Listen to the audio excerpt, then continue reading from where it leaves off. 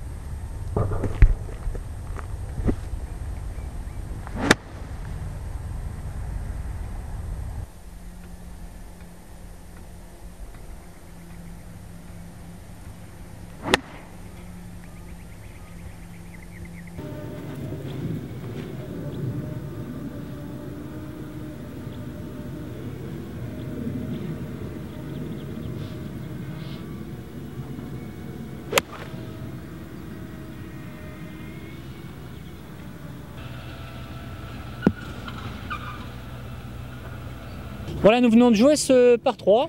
Il y avait 140 mètres et François a utilisé un fer 8. Alors François, qu'est-ce qui se passe dans cette situation? Puisque là on est vraiment au-dessus du niveau du green, mais vraiment il y a un énorme dénivelé et on sait très bien qu'on est en montagne. Donc aujourd'hui les conditions sont stabilisées, c'est-à-dire qu'il n'y avait pas de vent pour nous déporter la balle, mais en revanche on a toujours le bénéfice de gagner de la distance parce qu'on part de plus haut sur ce trou. allez, alors sur un trou comme ça, donc on a l'altitude, il y a moins de frottement d'air, donc la balle va voler un peu plus. Donc sur ce coup-là, 140 mètres, beaucoup de dénivelé que j'estime à peu près à 8 mètres, donc on va dire 132 mètres. En altitude, bon, une demi-canne, 5 mètres. C'est-à-dire qu'on va gagner.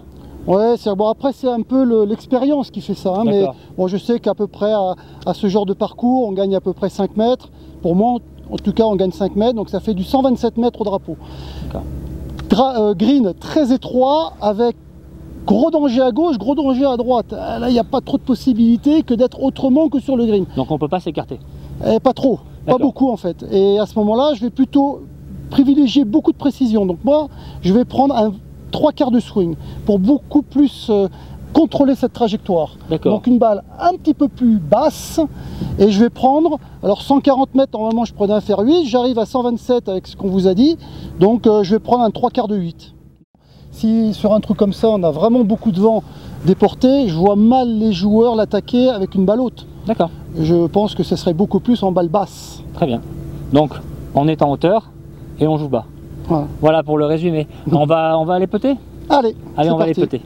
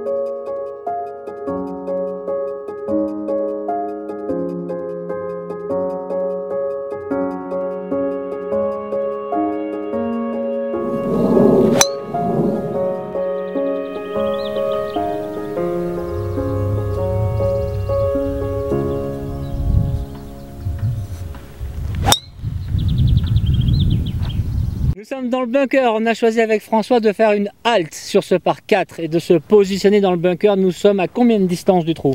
15 mètres. Et 6 mètres de green depuis l'entrée jusqu'au trou. Voilà, donc une sortie de 15 mètres, une sortie classique, il s'est rien passé de particulier. J'ai pas fait ça, François, j'étais sympa. Hein, je l'ai mise normale. Et d'ailleurs, entraînez-vous sur des lies normaux, c'est-à-dire sur des surfaces normales. Oui. Ne vous entraînez pas sur du compliqué. Et quand le normal est maîtrisé, après vous passez sur du compliqué. Je vois trop de joueurs, je sais pas toi, mais à l'entraînement, qui disent oui, mais ça peut arriver, mais ça peut arriver. Alors je me mets dans des difficultés. Oui, mais déjà, sors correctement la sortie où tout va bien. Exactement. Hein, bon, oui. Alors François, je la remets mais normale, sans avantage particulier. Je la pose, c'est tout simplement. Donc en fait, tu procèdes d'abord, tu ouvres le club. Tu l'orientes où en fait? Quand tu l'ouvres, est-ce qu'il est orienté à droite du drapeau ou est-ce que c'est orienté sur le drapeau, la face de droite. Club? D'accord, donc tu mets bien cette face de club à droite du drapeau, on est d'accord? Tout à fait. Et qu'est-ce que tu fais de ton corps? Et mon corps, je vais le mettre à gauche.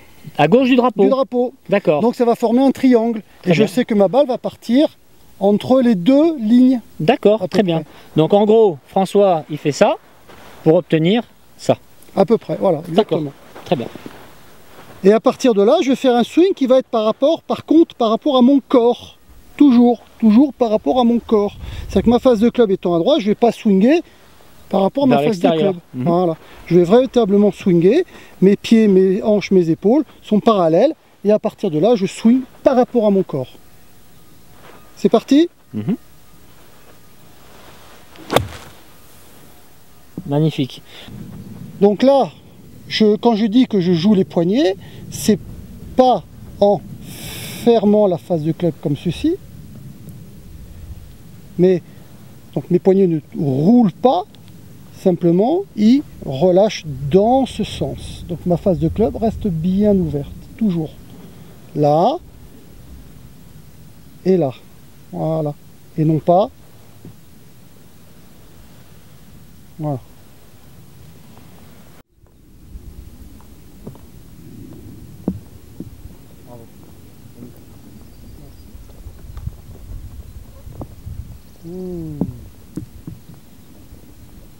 Magnifique.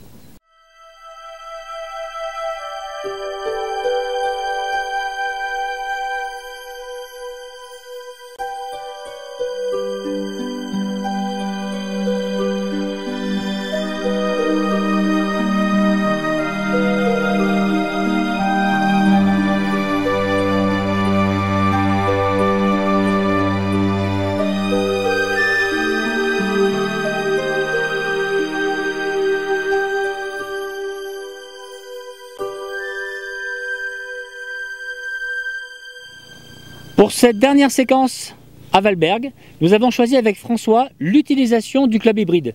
Les clubs hybrides ont été faits pour faciliter le jeu. On se rappelle, François, il y a 20 ans, eh bien, dans nos sacs, on avait des longs fers, on avait des fers d'eau, on avait des fers 1, c'était compliqué. Heureusement, les fabricants nous ont trouvé l'hybride, sauf que l'hybride qui est censé faciliter le jeu est encore une énigme pour beaucoup de gens, et notamment, je ne sais pas pour toi François, mais pour moi dans le golf féminin, j'ai beaucoup de dames qui me disent l'hybride, je veux plus le voir, j'en ai ras-le-bol, je veux un cours d'hybride. C'est souvent l'hybride qui saute. Alors à quoi c'est dû? Est-ce que c'est dû peut-être à la longueur du shaft? Au fait, on ne sait pas trop où se placer la balle par rapport aux stances. Est-ce qu'on doit jouer comme un bois? Est-ce qu'on doit jouer comme un fer? Précédemment, je vais mettre ma balle légèrement de talon gauche, à peu près à 5-6 cm de mon talon gauche. Et je vais toujours chercher ce plan de swing beaucoup plus horizontal qu'avec un fer qui serait, par exemple, avec un fer 7 ou un fer 6, beaucoup plus horizontal, comme avec un fer 3 par exemple. Et je tape.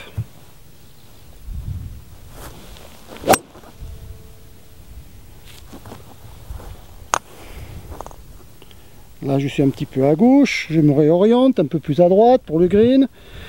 Ma balle légèrement pied gauche. Et ma sensation de cette montée un petit peu plus flat que j'aurais avec des fers courts.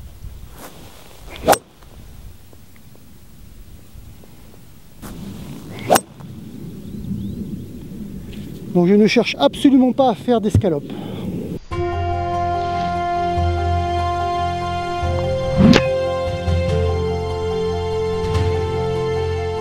Voilà pour ce numéro 5, numéro spécial, très agréable à réaliser au golfe de Valberg. François, c'était un plaisir. Ah, c'est super. Et puis quel beau parcours. Quel beau parcours. Et puis notre avion nous attend, on va rentrer à Cannes. Ça, c'est autre chose. C'est autre chose, mais tu étais à l'aise. Ah ouais, Michel est un très bon pilote, j'ai pas de crainte. Très bien, merci à tous, merci pour votre attention, merci pour vos mots, vos emails, c'est déjà très sympa, l'émission vient de démarrer, on a déjà beaucoup d'encouragement, donc ça nous motive, on continue. On était à Valberg, on rentre à Cannes, merci à tous, merci François. Merci Michel et au revoir à tous, à la prochaine.